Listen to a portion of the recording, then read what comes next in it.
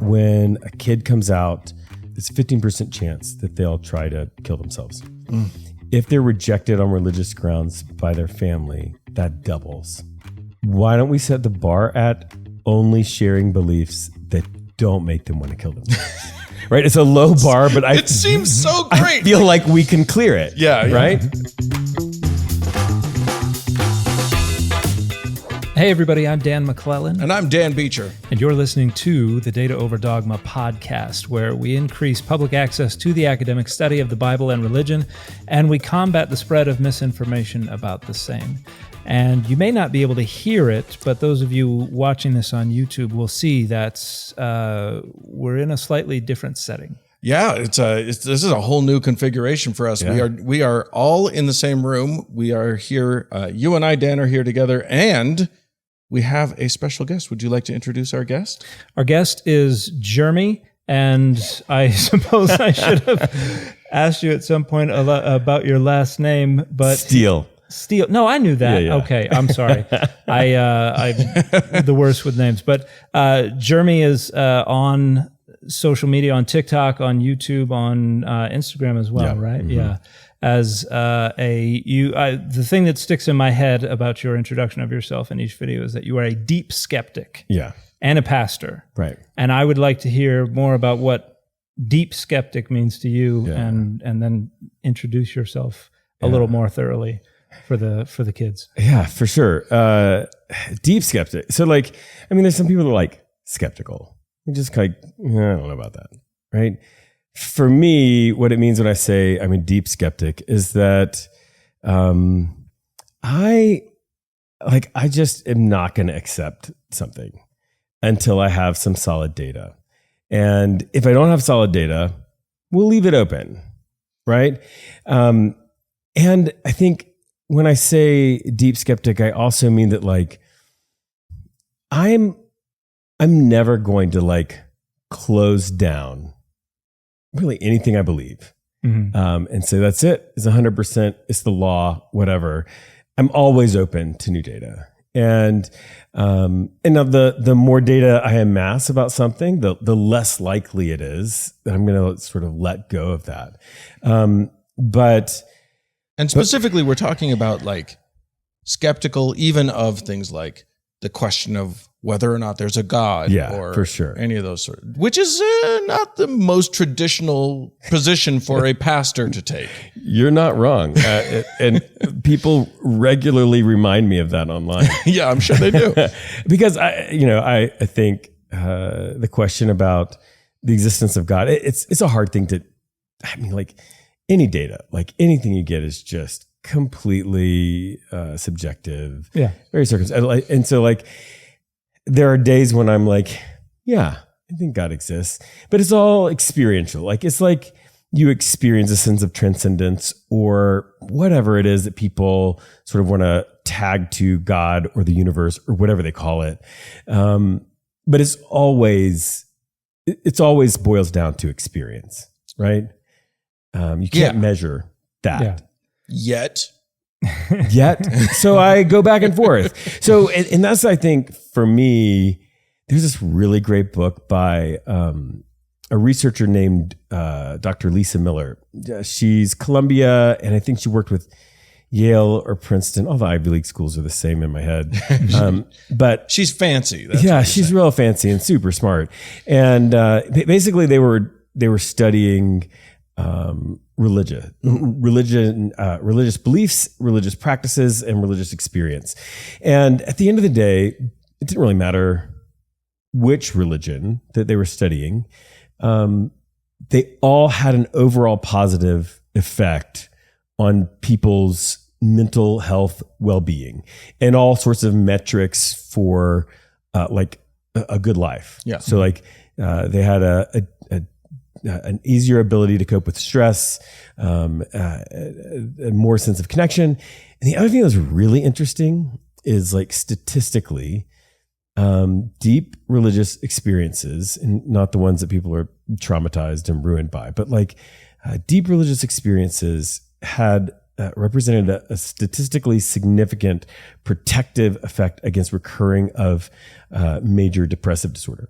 And when they were, doing the fMRI scans, and people were talking about like reliving the religious belief moments, the same part of the brain that is stimulated by an SSRI was the one that was lighting up on the fMRI. So I say all that to say, because of course, I'm a deep Scott, like being a pastor, I consider that role, at least for me, to be helping people find spiritual beliefs and practices that work for them, that help them become the best version of themselves, find a purpose greater than themselves, and maybe experience transcendence.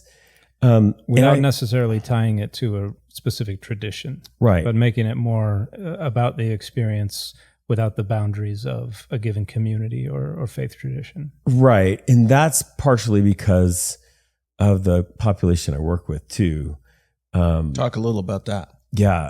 But I should say, at the end of the day, if I die, God doesn't exist. I feel like I've spent my life on something that has actually helped people, even if it turned out the whole enterprise of religion was a lie.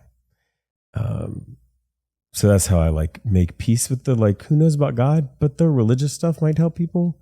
Yeah, but the community that I work with, it sort of grows out of my TikTok and other social media platforms.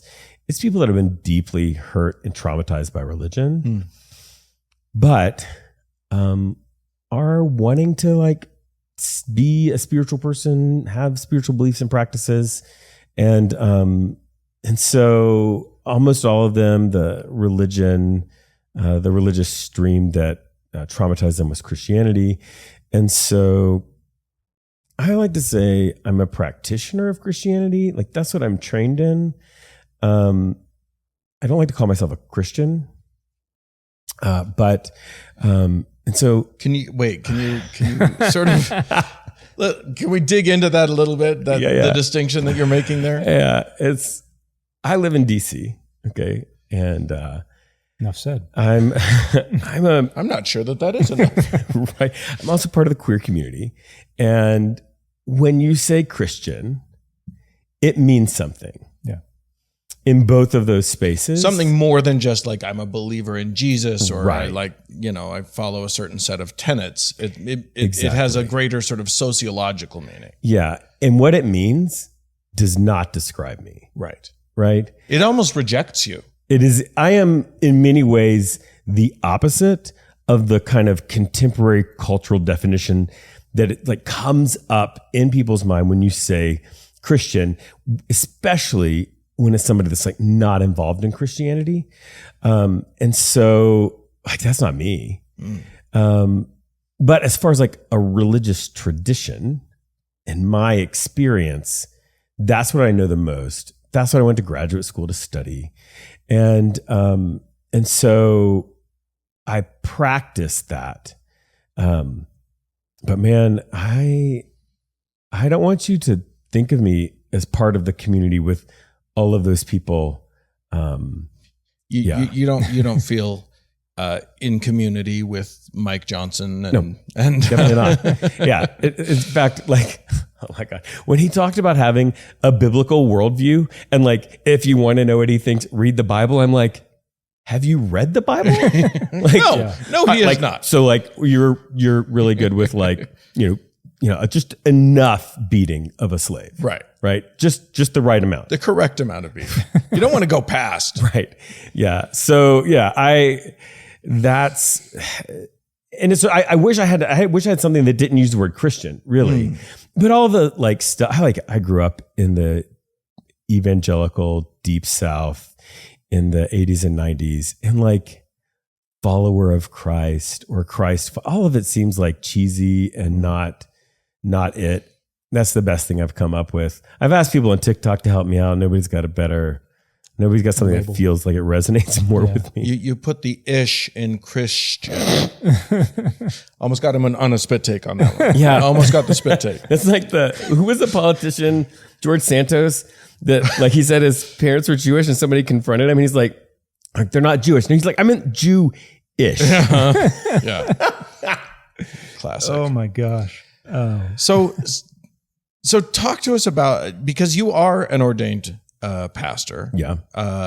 Talk to us about your path from presumably very conservative Christianity in the South to a, queer positive pastor in DC. Like, what did that road look like? Man. It's interesting because when I say I'm a deep skeptic, I've always been that, but I'm also old. And so when I grew up in that sort of evangelical, deep South, conservative religious culture, you only have access to the information that is around you or in the it was a smaller town. It was this tiny library that is the books that are selected by the people in that town. And so, when I asked about evolution and science, the people who had graduate degrees that were in my life were creation scientists that. Wow. Bullshit. Are we allowed to cuss on this podcast? You are. Okay, cool. And so the pseudoscience stuff. And so I would receive this stuff and I would read it and I would, believe it until I, got a little bit further along and there were some people that would push back against it. Right. And so that it took a long time really to start to unwind a lot of that because I had all of this data that I've been given from what I was told was reputable sources. Mm-hmm. And it wasn't, right? And the other thing, growing up as somebody who's not straight in that culture is that it really wasn't an option to claim an identity other than straight, cisgender, all of that. Right. Anything outside of that norm was a temptation, was something you were struggling with. And that gets deep, right? I'll never forget. This is when I was in high school, there was this woman, we'll call her Pam. Okay. That sounds right. Mm-hmm. And Miss Pam had a prayer gathering at her house for her high school students. And, but it was it was very charismatic, right? It was probably the gayest thing I have ever been a part of because we would come in, she would put on vineyard music and we would have tambourines and streamers. We would dance around and people would fall out and speak in tongues. And there was this guy there that was there every week like me, every time. And then all of a sudden he wasn't there for a couple of weeks. And I asked Miss Pam, I said, Miss Pam, what happened to John? And she looked around, did anybody hear him ask that? Pulls me into the kitchen. And she was like, well, a couple of weeks ago, John confessed to me that he was struggling with homosexuality. So, and then she left. And I was the evangelical CIA came and got him. It's not clear. What was clear though, is that was something that was so bad that it meant that you couldn't be part of the community anymore. Right. And either you had to be that your client's confidentiality either, right? Just sharing this with. Come on, Pam. I know. Don't just go sharing that. And that either you should be so ashamed that you should never show your face again, or that you were not welcome. And I had been in the church world enough to know that both of those things. He didn't say I am a practicing homosexual. He said I'm struggling with this, right. and that in and of itself. Yeah. She considered to be sinful, or I don't know, because she said so. I was supposed to know, and as a high schooler, I made up all of this stuff. So we murdered him, right? So you will never see him again. And I did never see him again. We went to different schools. And so, but that kind of messaging, and it's not just the like actual homophobic rhetoric. It's the way it's enforced, the way it's, you internalize that, right? This internalized homophobia. And you go years and decades with this idea that like, oh, wow, this is a problem that I like, oh, if I stare at somebody of the same gender, I've got to stop and I've got to stare at somebody of a different gender for the same amount of time to like, because then I'm fine. In case somebody caught you and then they can be like, oh, okay. It turns out they're because a negative plus a positive right cancel each other out. Yeah. And so even long after years after I had sort of made this transition, and what really helped me make theological transition was going to a seminary that was really a kind of Wesleyan evangelical seminary. They gave me the tools to like, the real tools to study stuff. And I was like, oh, everything you've been saying so far is bullshit? Cool. But even after I had made that transition in my theology and all of that, I still had this internalized, and it took therapy and all kinds of things for me to come to grips with who I was and go through that sort of internal process. And that was probably the final piece, right? Was to be able to say to myself the things that I've been saying to other people for years and years. I guess part of my question is, when you are, when you've been part of a community that has associated itself so strongly with this is the Christian position. Right. And you've been rejected, or at least a part of you that's sort of integral to who you are, has been so roundly rejected by that in the name of this Christianity. Right.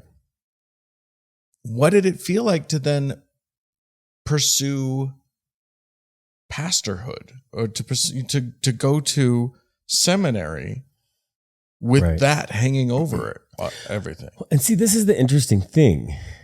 Like that internalized homophobia and evangelical dogmatism, you don't, until you do, you just feel like, I don't know, my friend has the sin of gossip and they're dealing with that. I have this other sin and I'm dealing with that. And it's not like your identity is being rejected. Okay. Right? It's that like, oh, I have this thing, this problem. And as now, when it starts to break open, then you are feeling that. But for me, that was after seminary. Okay. And, and I had I went to some camp where in the Deep South, where when I was a teenager, lots of manipulation, lots of altar call stuff, and decided when I was in the 6th grade, I was going to be a pastor and never let go of that. And so it was a foregone conclusion at some point that I was going to go to seminary and do the thing. Well, and I'm sure that you got a lot of positive feedback. Oh yeah, for sure. You say, I'm going to be a pastor, and everybody's like, oh, yay. Right. Jeremy's going to turn out great. Right. We're going to be so proud. And now they all think I'm going to hell. Yeah. Well, and I think your story raises something interesting.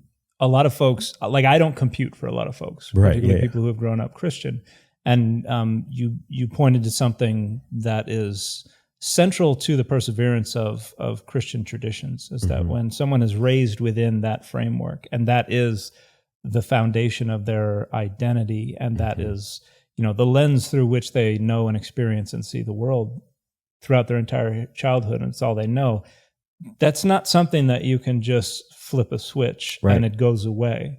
Like, even if you decide, okay, this is me, I'm not changing, I'm not going to feel bad about this anymore. Right. That's your worldview is still structured upon that. And so it influences you for the rest of your life. And I think that is what leads a lot of people to look at me and be like, well, he's just lying about something, because there's no way on earth that this all computes. But I came into religion as an adult, as a 20-year-old, and brought my rather secular upbringing, because I grew up in Gaithersburg. Oh, wow. I went to Travilla Elementary School, which is, we took field trips down to, over to Antietam, down to the mall, and to all the museums and everything, and to the Potomac River that I thought was the Potomac for the longest time. But like I was raised definitely a Southern pronunciation of that word, the Potomac. Well, I think the first time I saw it was like in elementary school, and there was like a worksheet, and we were learning about indigenous peoples, and it was like the Potomac tribe. I was like, oh, sounds okay, about right. that makes sense. I didn't recognize this as the name of the river that was down the street. Right. I was like, the Potomac tribe. That sounds very indigenous. Yes, yeah. But I was raised to believe in evolution and raised to believe in all this stuff, and my education was very different. And I brought all that with me into the church. And what I've told people is, no one ever tried to disabuse me of any of that. As an adult who could present as fairly well informed and fairly intelligent, I guess, I don't know, they just didn't think it was worth it, or maybe they were intimidated by the prospect of trying to get me to like return cognitively to primary school so that I could be indoctrinated and conditioned to believe all these things.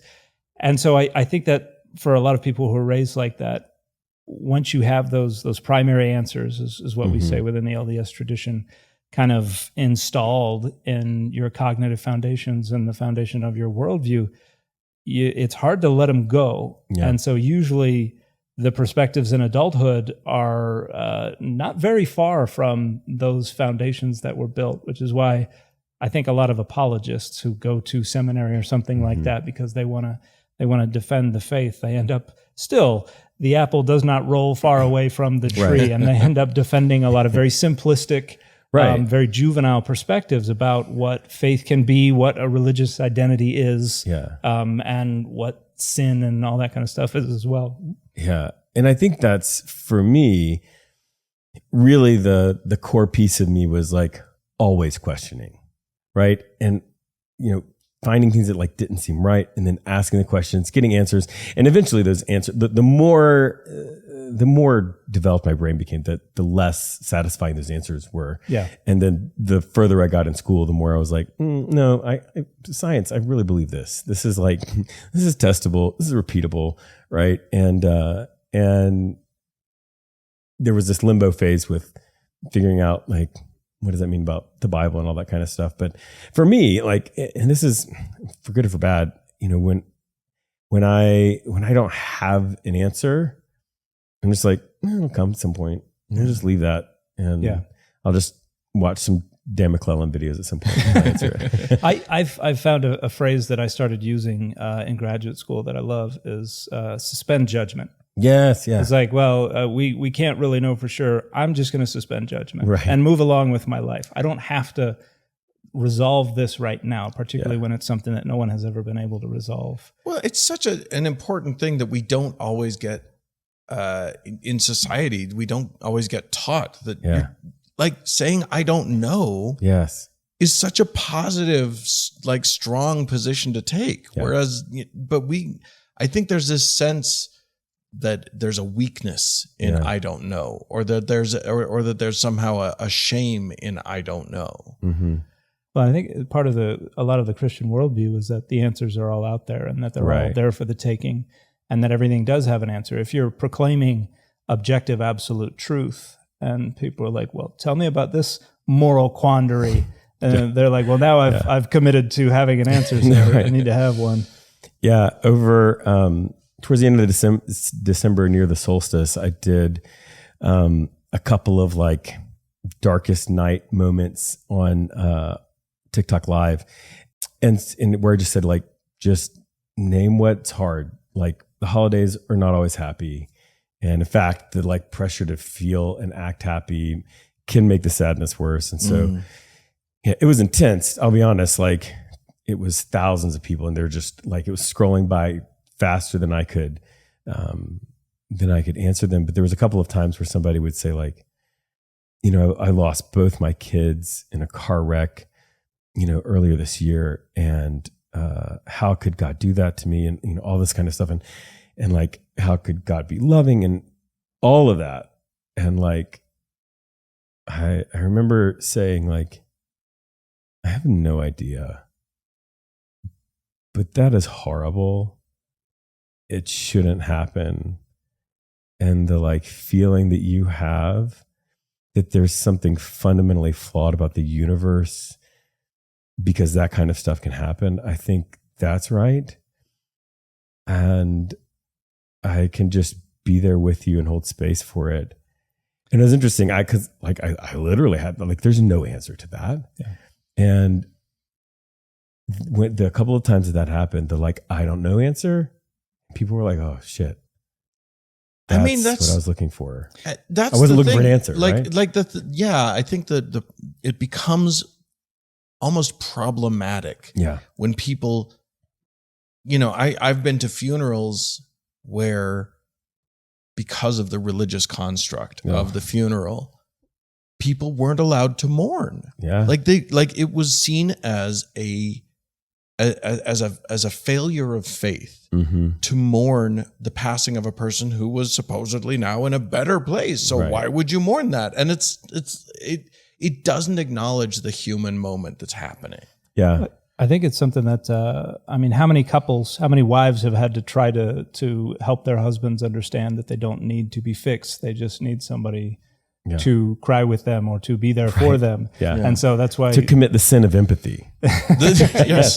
One of the eighth deadly sin. That scene was cut out of 7.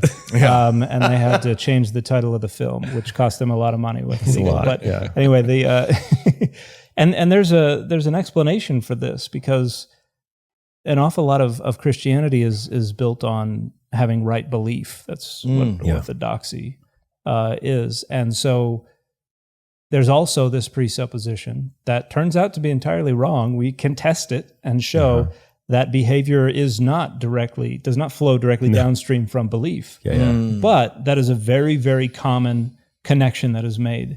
And so, and this actually has like evolutionary, pretty deep roots. That if you're a part of a community, communities have certain standards, certain beliefs, certain mores, and these exist so that you can put on display your fidelity to the group's standards to others. Right. So we live in communities that are large enough that pretty much everybody can expect to run into people on a fairly regular basis that they don't know and have to even rely on them for whatever they need to get done. And you need mechanisms to be able to know, I can trust this person or I can't trust this person. I need to have a duel with this person, whatever. And religion, what we label religion, is a very efficient and effective means of doing that with a lot of the rituals and things that we do. But this results in a lot of beliefs becoming costly signaling. So if you to go to a funeral and say, I'm not sad, I'm happy because they're in a better place. That is a way, and deep down, like that's an inevitable human reaction. You can't avoid that, but that you hide it, you incur that cost by performing that faith because that shows everybody else. No, I get it. I believe it. I believe what we're supposed to believe, and because if we believe what we're supposed to believe, we will behave a certain way. I'm willing to behave that way, and they're hard to fake signals of sincere belief in the group's standards. And that kind of stuff's been tested for decades. And I had this conversation with a rabbi, and you're going to tell me it's wrong probably, and it's going to ruin everything. But he told me about the point in the Exodus story where Moses comes down, gathers everybody, reads the law, and then they respond. And he said that there's this like construction there of their response. It says in Hebrew it says like in an English translation of like, we will do what God has commanded us or whatever. But in the Hebrew it says, and this is where you're going to tell me I'm wrong, but it's fine. That they say all that the Lord has said, we will do and we will hear, or we will do and we will understand. It's like do and hear, right? Okay. And And you're safe because you're reaching Dan doesn't have any way of looking at you're reaching for your phone. In the Hebrew, because normally it's hear and do. It's the other way around. Right. But in the order of the words, and this is what he said. And so, we'll see.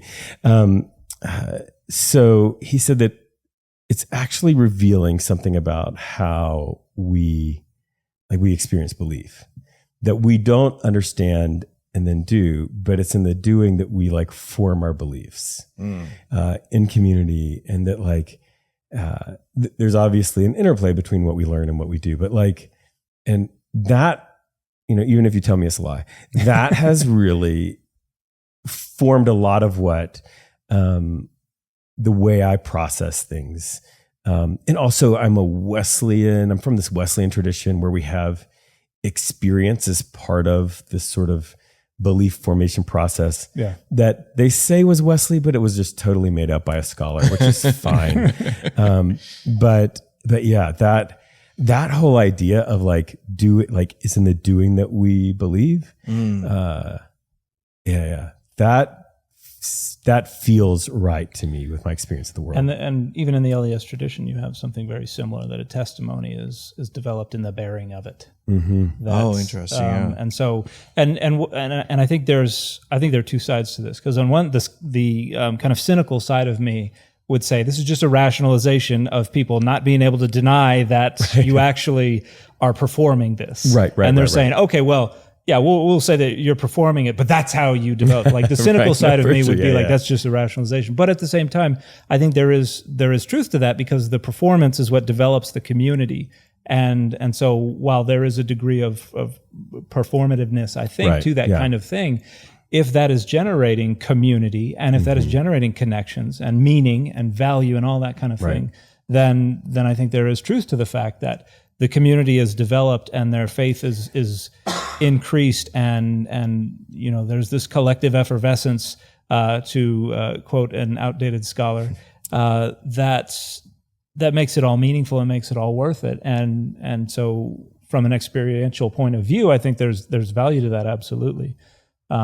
So yeah, I really after we stop recording, I've got to know. I need you to look up the passage. The passage. Yeah, because normally it is hear and do. Right. No, for sure. Here. Maybe we'll do that in the patrons after only party. Patrons only, definitely. We'll give our patrons something to look forward to. And usually also shama is the verb for hear, but it's not used to just mean passively hear. Right. It means hearken.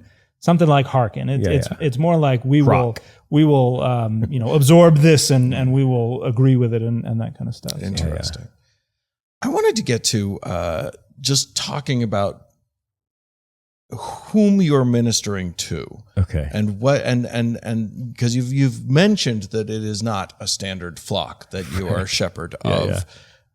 Talk about how it has come about, and then and who they tend to be, and why they've come to you.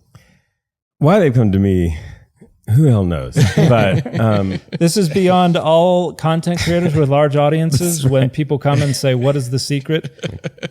Nobody knows. I don't know. I put shit out there and people watch it, and at some point I feel like they'll stop, but they haven't. So I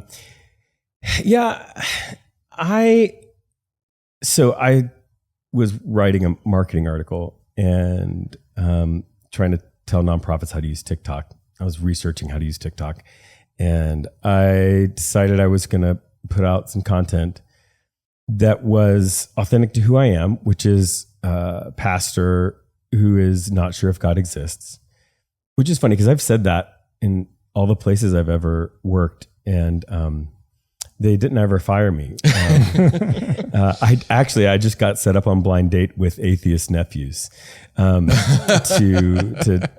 talk to them. So I did that, and I exposed corruption in the church, which is I think an important piece, because to have a pastor name these things as wrong and they shouldn't have happened, and where I was part of it earlier to confess that I did that and I can't believe it, and I suck as a Christian.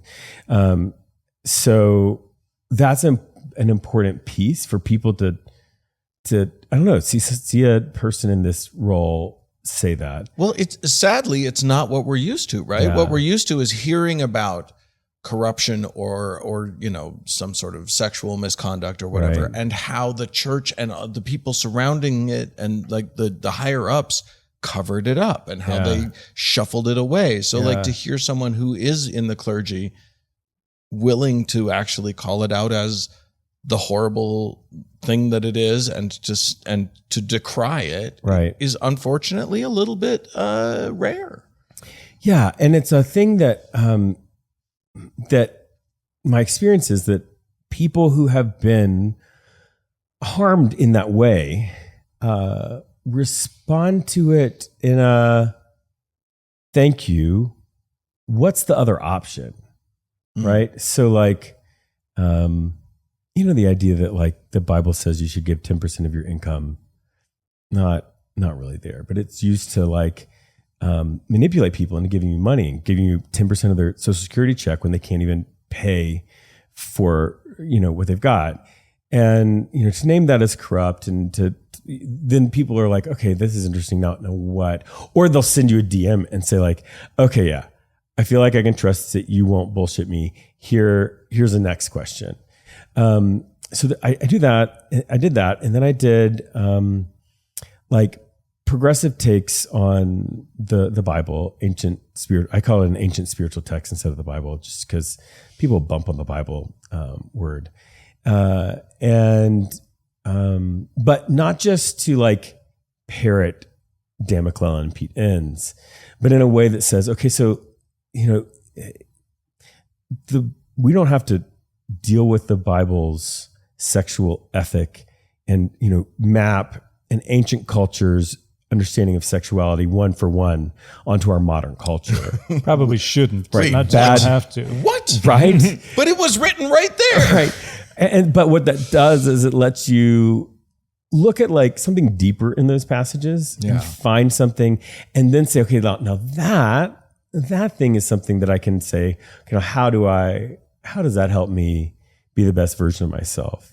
So the idea is that like, I try to take scholars and convey their content in a way that pushes people towards being able to form their own spiritual beliefs. And then I actually talk about how you choose beliefs instead of inheriting them. Mm-hmm. And so I did that, and there was all of these people that they were like, actually, this is really healing for me. This is an interesting question for me because the concept of choosing beliefs, at very least on some level, beliefs kind of aren't a choice, right? Like I can't choose to believe something like, if you just say, hey, I'll give you $100 if you just believe that there's a giant pickle in space. For sure. I can't. Like, if I'm being honest, I can't just choose that. You choose beliefs based on the data that you've received. I guess my perspective would be that I receive a bunch of data and then my brain shuffles it around as best it can. Okay. And then whatever comes out of that shuffle is what I believe, but I don't know that I chose that. It just feels like that's just my summation of everything that I've been able to take in. Right. Yeah. So, I totally get that. And I don't think you're wrong. What I'm talking about is that like people often have given someone else authority, chosen to give Brother Johnny the like role of telling them what is true and what to believe. And they have just adopted that belief system. And so really they've chosen beliefs either way. But ultimately the choice to have it outsourced and just inherit beliefs from either some sort of external source is the thing that causes people to like unravel. Yeah. Well, there's a lot of research on this as well, for sure. because there's a big difference between closely held beliefs about the way the world works and what cognitive scientists of religion might label religious credences. Yeah, right. Because when you say, oh, I believe that, do you believe that Jesus did that or the other to this or that or the other person or whatever? They're not, whether or not that is actually a deeply held belief is kind of irrelevant. Mm-hmm. What is important is, are you willing to sign off on this? Right. And so are you willing to give your public assent, which is, that turns that thing not so much into a belief as into a credence. It is a creed. Are you willing to sign off on the creed? Because we can't really have, like we can, you've got a telescope over here. We can look into space. We can see things. We can observe things, and our intuitions and the more critical thinking that we use and the more analytical thinking that we use, the more convinced we might be of actual truth claims. Right. That's a different kind of cognition. Right. Than saying, I believe Jesus rose from the dead. Yeah, because that's for sure. You're really just saying, this identity is so important to me that I'm willing to sign off on this credence. They function in different ways. They change in different ways, because like when you have seen a ball drop, you don't just one day wake up and be like, gravity's not for me anymore. Right. Like, those things they're not revisable. Yeah. But within religions, or quasi-religious communities, one day you might say, we cannot elect a president who cheats on his wife, because then he'll cheat on the country.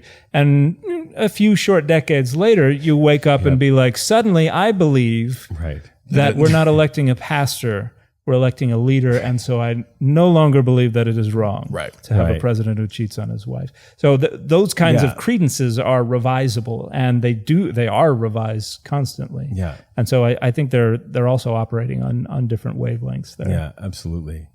Yeah, and that's where, so I think, like, rewinding to this original path that we were on,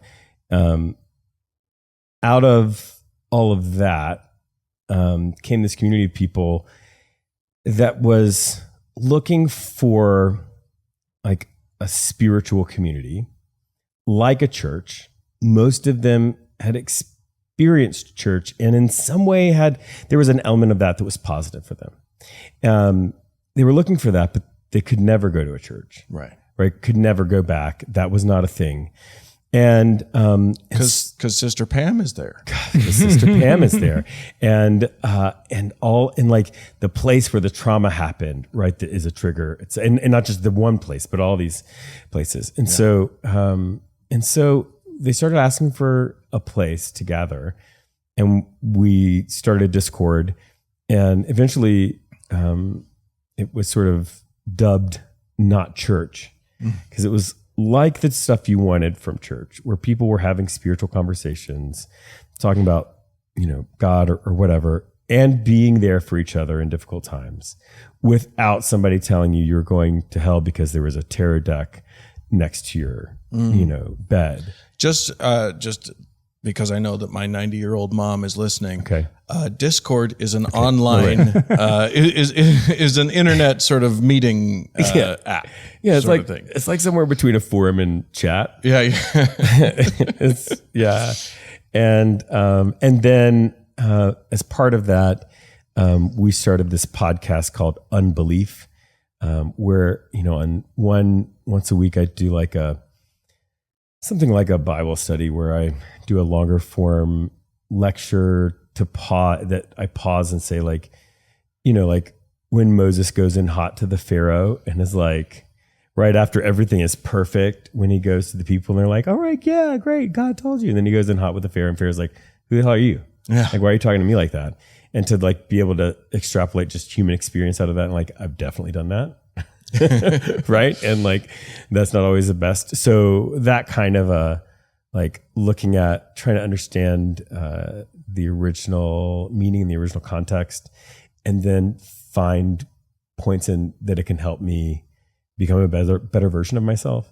So that happens once a week. And then we interview somebody or like a scholar, somebody like that, author, or just have somebody tell their story of like everything unraveling and what works for them right now. Yeah. And I don't know. It's this really weird but beautiful community, right? Like, you have no idea the wide-ranging discussions amongst this group. Like, somebody talking about tarot and astrology in this one channel, while talking about in another channel the like takeover of the Republican Party by the religious right, while in another channel really trying to understand this Greek thing that Dan McClellan said in his video that they linked in there, right? And it's like, and then a place where like somebody like at 11:30 at night says, I'm going to the hospital. I think I'm having a heart attack. Oh, wow. Right? And it's like, and nobody's yelling at each other. And when anybody says like, I've had this like spiritual experience, everybody's like, that's amazing. Tell me how you did. Like, they want to know more. Some of them want to try that. And like, honestly, being there for Ayahuasca is like, usually the answers. Yeah. Psychedelics are helpful. right. Yeah. I was talking at this church about my book this last Sunday. And for whatever reason, I said, Moses went up on this mountain, took ayahuasca, and had this like, I won't be invited back. I just stumbled on a bush. It was already on fire. And I was just trying to figure out what was going on. And this dude started talking to me from out of the fire. Are you the singing bush, he said? Right. Something like that. Well, and there's that's a question I get all the time about psychedelics and other kinds of drug use in ancient Israel. But we have discovered on one of the incense altars that was discovered in a Judahite temple that dates to the first temple period. They had 3 different types of cannabis had been burned on the incense altar. So there was cannabis in ancient Israelite and Judahite temple ritual. Yeah. Just don't say that on my TikTok live because it'll immediately get taken down. Right. Yeah, it's hard to have grown-up conversations on TikTok. Yeah. There's a knock at the door. And like, what happened? Oh, yeah, somebody said marijuana. Yeah. So how has this experience been for you? As you say, it can get very intense in these forums, and it can be a lot. You know, if people are coming to you first when they're on their way to the hospital. Right. Yeah. Well, you know, it's not. So this, first off, the scale of it, especially on TikTok, DMs, and that kind of stuff, the scale there is sort of off the charts. It's hard. It's something that I'm still trying to grapple with. Showing up as a pastor in that space, with this, like the scale of all of that. But in the like Discord community, which is really sort of the size of a church, it's not uncommon. It's not that far off from what I would have experienced as a pastor, except, there's, in a mega church in the deep South, there was a lot less conversation about tarot and astrology. Right. Yeah. Well, and in the Discord context, they're able to offload a lot of the responsibility and a lot of the guidance. It's not all on you. It's They take care of a lot of that themselves. Yeah. Which is what you mentioned earlier. We were talking about how a community develops, and suddenly there are people who are jumping into the comments and being like, "Well, Jeremy would say this," and and it was funny. Like when that first started happening, I was like, I mean, they're right, but this is weird. Yeah. How dare you? But then you're like, can you take care of this? Can I hire you? It's probably not great for you to speak for me, but if you're going to, that was actually a really good way to do it. Well, I had somebody recommend to me recently, because I don't even see all the DMs I get, much less read, much less respond to them, and somebody was like, "Well, you can train a language model with your own stuff, and then create like an app where they can come and ask for advice, and it will pretty reliably respond with your voice and everything to say what it thinks you might say. And I was like, ooh, that was like, I imagine there are certain kind of industries and professions where that's just, that changes the game. Yeah. But, you're not ready for McClellan app? with as much trouble as we have found just with like Chat GPT and Dan GPT. There we go. I don't branding know what is just GPT sitting there. means. It's just hanging right out there for us. Yeah.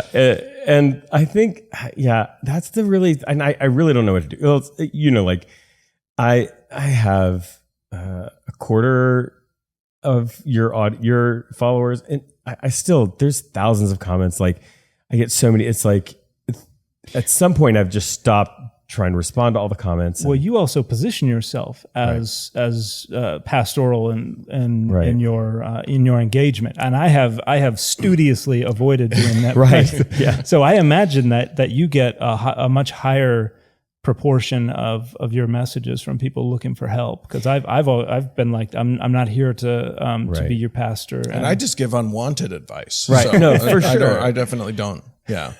Yeah. And like this morning I was trying, it's never ending DMs. I can never get to the end of them. So just do my best. And, I had a mom whose kid came out to her, and her family is rejecting the kid and like saying like how, like on religious grounds, and like, how do I process? Is there any way to like work with them? And like, there's just like that to help them understand something else about God. And I, that's almost every DM that's not just some bot account with like a half naked woman saying, "Hey," right? How you doing? I'm like, delete. Barking up the wrong tree. Right. Yeah. In so many ways. Right. So we, but they're all like this, like sort of intense thing. And like you said, like I've tried to position myself as that. And Can you give us, do you have what is your response to that? It depends specifically. The specifics are really important. So the first thing is their instinct is to protect their kid. So the Trevor Project, I'm a huge fan of the Trevor Project. I'm actually splitting the royalties of my book with the Trevor Project because they save kids' lives every day. They offer free crisis counseling to LGBTQ young people. Right. And they did this research, and when a kid comes out, it's 15% chance that they'll try to kill themselves. If they're rejected on religious grounds by their family, that doubles. And so I always say, like, your instinct to protect your kid is the right one, right? This is real. This is the research. Like, that's important. And so there's sort of like two ways. One of the things that I say is like, you're not going to change anyone's mind in one conversation. And if these are people that are like consistently part of your life, it's not something you have to do. So really try to think of changing their mind in 1,000 conversations instead of one. So very small things. We don't have to have the whole deal, but start on the like smallest, most periphery thing and make a little comment and have a short, non-confrontational discussion and continue to work through that. I often recommend a book called Holy Love by a guy named Steve Harper. He was an evangelical seminary professor who was like was not affirming, sort of changed his mind, wrote this book, but he speaks evangelicalish in the book, and it's super short. And so I always recommend people to like read that as a way to like, this is how you can talk to people. Then the other thing is I say like to invite the family members to notice the good things in their kid. Yeah. Right. So like, I get that you think that they're going to hell. I get that you, whatever it is, but I just want you to tell me a couple of things that you think are great about them, right? And I want you to tell them, whenever you see them, something that is really good about them. Because whatever you believe, you've got to know this is hard for them. Yeah. And they need people who love them to tell them good things about themselves. And so that's something I got from a psychology friend, because it's this shifting in perspective towards, I'm going to focus on the positive in them, right, and on noticing that. And so those are the sort of two paths I invite people to go down with that. It's not unlike what you said about how you felt about yourself. Right. Which was like, okay, well, this is like, even in that construct, which, I reject the construct that homosexuality is evil, but even within that construct, there's still room, at least in the Christian tradition, to say, I'm going to love this person and just see this thing as a sin that they're dealing with, or a sin but that's on them. That's their thing. So I think the idea of inviting someone to remind themselves of the things that they love about the person, and inviting them to remember their own sense of kindness, and wanting and their own sense of wanting to embrace and love people. Right. And people know their family members better than I do. Yeah. And some of them have actually shared that like statistic with them and said, look, you can believe what you want to believe, but if you tell them this, it's twice as likely they're going to want to kill themselves. And I know that you don't want to be responsible for that. Right. So why don't we set the bar at only sharing beliefs that don't make them want to kill themselves? Right. It's a low bar, but it seems so great. I feel like we can clear it. Yeah. Right. That's Now you've mentioned your book, and you've talked a little bit about it earlier. What can you tell us about the book? Yeah. It's called, because you're at the tail end of a book promotional tour. Our book tours are interweaving, right? I'm ending as you're beginning. We're going to have a rumble. We're going to have a book rumble at some point. We're going to meet up in Portland. That's right. The book is called How to Not Suck as a Christian.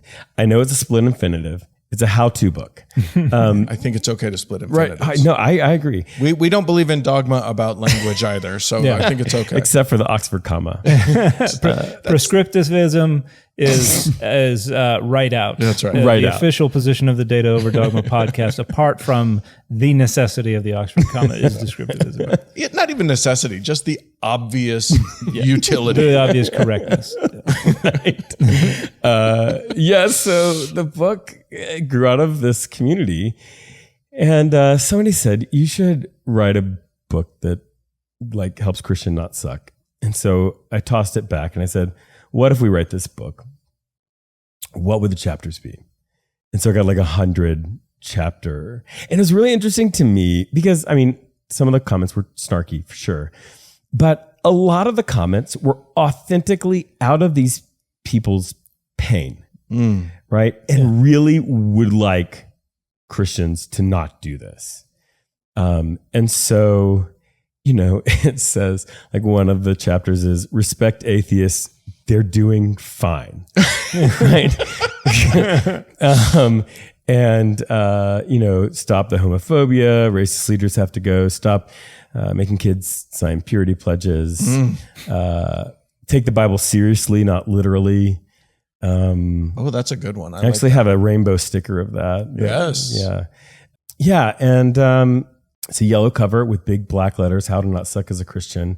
And it's, I did this thing because I'm petty and I don't apologize for that. We did this thing when I was offering the signed copies where they could pay like $5 more. I'd send them a second copy of the paperback if they agreed to leave it in a church that needed it and take a picture and tag me in it.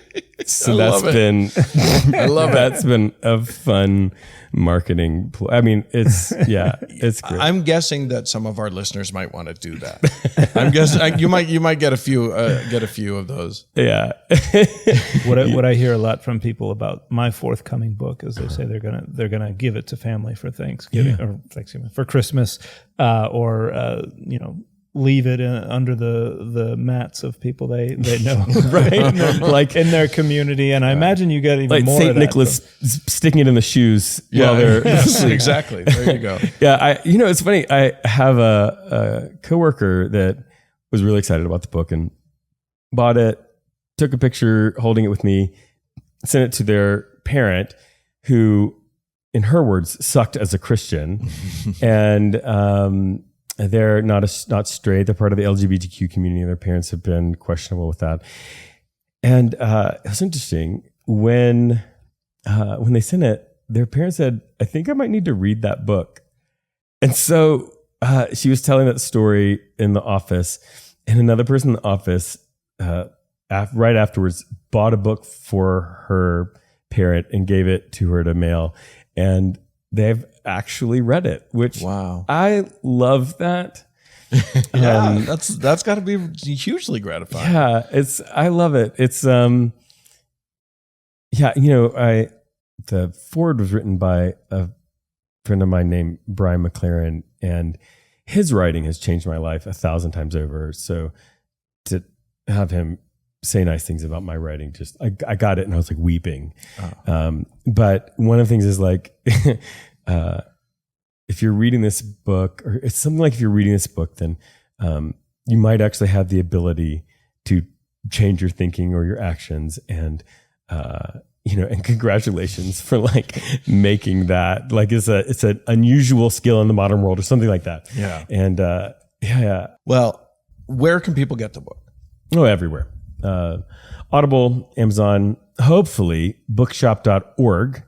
Wherever you go there, it works like Amazon, except you select a local bookstore and they get the profits instead of the big multinational corporation. Did you do the narration of the audiobook? I did. It was super fun. I'd never done that before. Yeah. And the whole process was really fun. Yeah. I just sent in pickups today for my audiobook, and it was so funny because after like making recording audio and video in my career, they were kind of like, "You're probably going to be old hat at this." I was like, "I guarantee you, I know nothing about this." Right. Like Dan will tell you, I am an idiot when it comes to most of this stuff, just like he tells me. But it went so smoothly, and it was funny. The director was like, "I don't have to interrupt you near as much as normal," and I had like 6 or 7 lines for pickups. They were like, "This isn't a lot, so why don't you we don't even to involve the director. You can just take care of it yourself." Yeah, I had the same experience. Oh, really? Yeah. Which is weird because I don't read the same way as I talk in general. Well, yeah. And I had an experience recording something 10 years ago. Mm-hmm. I wrote an article for an LDS journal, and they were like, "We like to provide an audio version, and our audience likes it to be the person who wrote the article. So can you record this?" And it took me an entire afternoon to do just a little article, and I hated every second of it. Right, for sure. I was kind of nervous about this, but on the other side of several years of speaking into a microphone for a living, I guess I kind of developed some remedial competence at doing this, which Dan is, I'm sure, surprised to hear and maybe a little incredulous, but not at all. I was sure to speak right into the microphone the entire time too. Congratulations, that's great.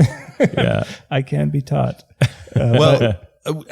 Okay, so the book. Where else can people find you? How do they track you down on the apps and the whatnot? Sure, I'm skeptic.pastor at Instagram, YouTube, and TikTok. The podcast is called Unbelief, and you just search Unbelief. There's not other podcasts that come up, and then the Not Church community. So it's a spiritual community, but we all have all kinds of trauma around people asking us for a percentage of our income. So we don't do that. It's pay for what you get. And so it's $3 a month. It's Patreon. And we just say like, look, it's $3 a month. If it doesn't work for you, just stop paying and you're done. Yeah. And so that's patreon.com/skepticpastor. So patreon.com/skepticpastor. Okay, great. Well, I'm sure we'll have some people go and check it out Jeremy Steele, thank you so much for joining us. Absolutely. Thank you. I'm a big fan of the podcast. Really. Oh, thank you. If you, people at home, are a big fan of the podcast, you can become one of our patrons while you're, since you're over there checking out the Skeptic Pastor thing, you can come over to patreon.com/Data Over Dogma and join up as a patron of ours. That would be great. You can get early access and ad-free access to every episode, as well as we do. Are you going to join us for the after party? Yeah, absolutely. we do an after party. Yeah. There's bonus material, bonus content every single week. I'm over told there. that there's scotch at the after party. There is scotch at the after party. One of our episode types is called Drinks and Deconstruction. So yes, I love it. There hasn't been, but now today there is. So yeah, absolutely. And also, if you would like to reach us, it's contact@dataoverdogmapod.com. Thanks, everybody. Bye, everybody. See ya.